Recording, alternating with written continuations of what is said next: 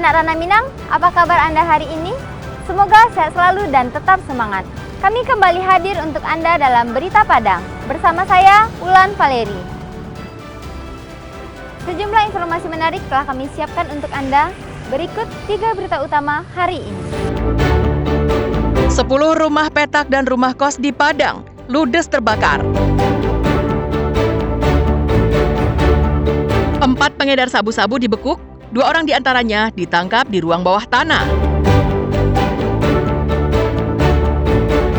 Musim kemarau panjang mempengaruhi hasil panen cabai rawit setan yang turun drastis.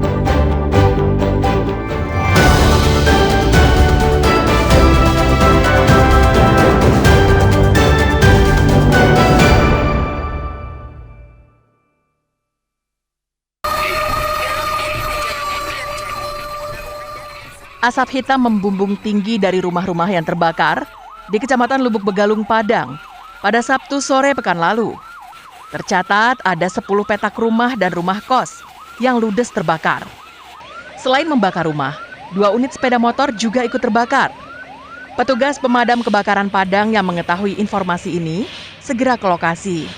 Dinas Pemadam Kebakaran Padang mengerahkan 9 mobil pemadam kebakaran dengan puluhan orang personil. Beruntung akses jalan menuju lokasi kebakaran cukup lancar meski jalannya sempit. Hal ini bisa terjadi karena warga dengan kesadaran sendiri memarkirkan kendaraannya di pinggir jalan, sehingga mobil pemadam kebakaran bisa melenggang ke lokasi. Setelah petugas kebakaran berjibaku memadamkan api, 1 jam kemudian api bisa dikuasai. Meski api tak lagi berkobar, petugas tetap menyemprotkan air dalam rangka upaya pendinginan agar api tidak lagi muncul. Ini rumah yang di rumah huni ini, rumah petak. Jadi rumah ini saling berdempetan, tidak ada pemisahnya. Makanya dia cepat merampaknya ke yang lain. Lebih kurang 10 petak rumah kos. Itu ada kendaraan 2 yang terbakar. Untuk penyebab mungkin kita silakan ke pihak kepolisian. Ya, jadi kami menurunkan 9 armada, lebih kurang 80 orang personil. Penyebab kebakaran yang menghanguskan 10 bangunan ini masih diselidiki oleh pihak kepolisian. Meski tak ada korban, kerugian akibat kebakaran ini ditaksir mencapai miliaran rupiah. Karena selain bangunan rumah, peralatan dan perabotan warga, banyak yang tak bisa diselamatkan. Alfi melaporkan dari Padang.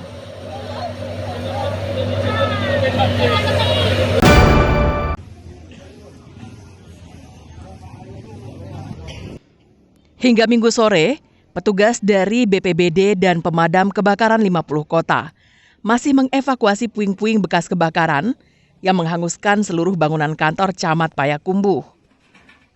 Pada Jumat petang pekan lalu, kantor Camat Payakumbuh 50 kota ludes dilalap si jago merah. Kobaran api yang besar terlihat dari bangunan kantor Camat Payakumbuh yang berada di Nagari Kota Baru, Simalanggang 50 kota.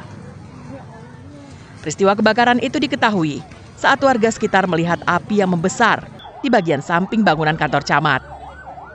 Api dengan cepat membesar dan menghanguskan seluruh isi di dalamnya. Warga tak mampu berbuat banyak karena api dengan cepat menghanguskan seluruh bangunan kantor camat. Tak lama kemudian, mobil pemadam kebakaran dari 50 kota dan Payakumbuh datang memadamkan si jago merah. Api berhasil dipadamkan setelah petugas berjibaku selama 2,5 jam. Beruntung tidak ada korban jiwa dalam peristiwa kebakaran ini. Telah terjadi kebakaran kantor camat Kecamatan Payakumbuh, Kabupaten 50 Kota. Jadi kronologinya, masyarakat melaporkan kepada kami bahwa melihat api di salah satu ruangan yang berada di sebelah barat kantor camat. Dan langsung kami kerahkan 5 unit mobil armada damkar, 3 unit dari Pemda 50 Kota, 2 unit dari bantuan dari Kota Payakumbuh. Penyebab pasti kebakaran masih diselidiki polisi. Sedangkan kerugian yang ditimbulkan dari kebakaran itu masih dihitung oleh pemerintah Kabupaten 50 Kota. Ikhlasul Ihsan melaporkan dari 50 Kota.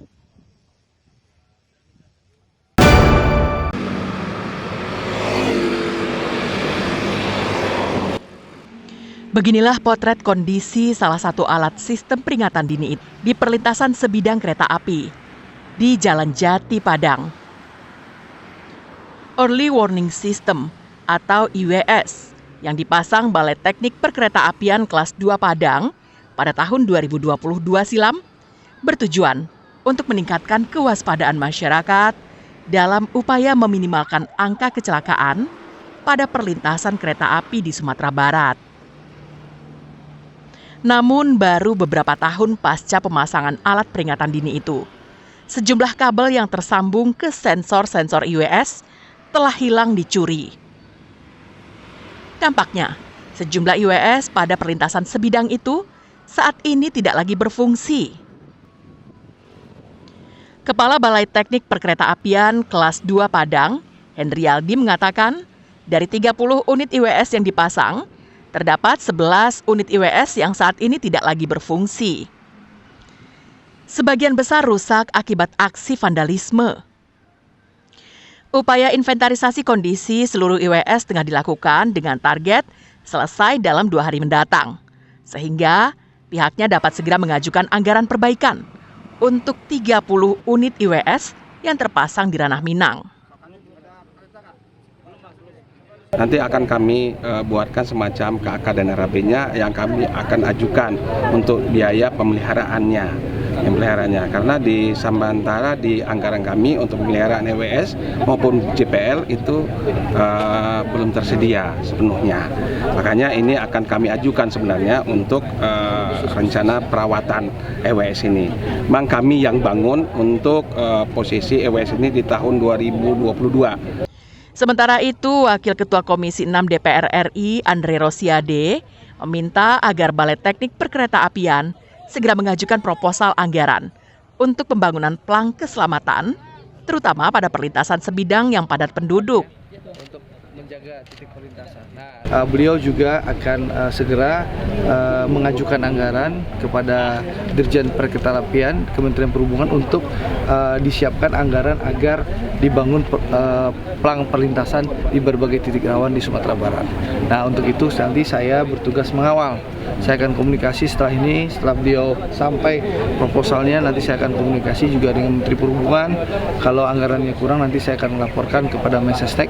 Datangnya anggota DPR RI dan Kepala Balai Teknis Perkeretaapian kelas 2 Padang ke lokasi kejadian menyusul terjadinya kecelakaan kereta api dengan sebuah sedan di perlintasan kereta api tanpa palang pintu di Kelurahan Jati, Kecamatan Padang Timur Padang pada Kamis siang pekan silam.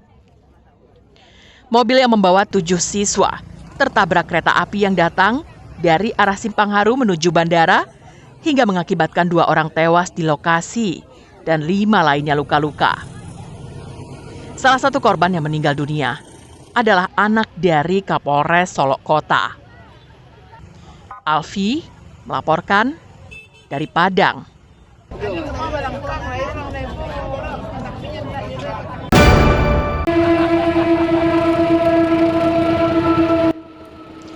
PT Kereta Api Indonesia Persero segera mengevaluasi semua konstruksi perlintasan sebidang yang ada di Sumatera Barat sebagai langkah antisipasi terjadinya kecelakaan berulang.